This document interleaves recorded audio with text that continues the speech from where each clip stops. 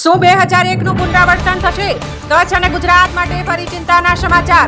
ભારતનો નવો ભૂકંપ નકશો જાહેર. જાણો શું ફેરફાર થયો? ભારતીય માનક બ્યુરો BIS એ તાજેતરમાં દેશનો નવો ભૂકંપ જોખમ નકશો સિસ્મિક ઝોન મેપ જાહેર કર્યો છે, જેના તારણો અત્યંત ચિંતાજનક છે. નવા નકશા અનુસાર દેશની 75% વસ્તી હવે ઉચ્ચ જોખમ ધરાવતા ઝોનમાં વસવાટ કરે છે. સૌથી ડરામણી વાત એ છે કે હિમાલયની પ્લેટો છેલ્લા 200 વર્ષથી ખસી નથી, જેનો અર્થ એ છે કે ત્યાં પ્રચંડ ઉર્જા એકઠી થઈ રહી છે અને ગમે ત્યારે 8ની તીવ્રતાનો વિનાશક ભૂકંપ આવી શકે છે. નવા નકશામાં પરંપરાગત 4 ઝોન ઉપરાંત હવે અલ્ટ્રા હાઈ રિસ્ક ઝોન 6 નો પણ સમાવેશ કરવામાં આવ્યો છે. શું છે નવો ભૂકંપ જોખમ નકશો? BIS દ્વારા જાન્યુઆરી 2025 થી અમલમાં મુકાયેલો આ નકશો IS 1893 પાર્ટ 1 2025 કોડનો ભાગ છે.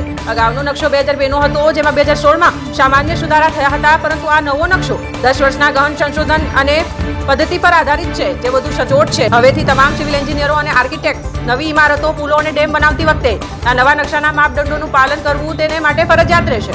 નવા નકશામાં શું બદલાયું? ઝોન 6 ની એન્ટ્રી. અગાઉ ભારતને 4 ઝોનમાં વહેંચવામાં આવ્યું હતું. નવા નકશામાં સૌથી મોટો ફેરફાર એ છે કે ઝોન 5 ને હવે વધુ વિસ્તારવામાં આવ્યો છે અને તેને ઝોન 6 અથવા અલ્ટ્રા હાઈ રિસ્ક તરીકે ઓળખવામાં આવી રહ્યું છે.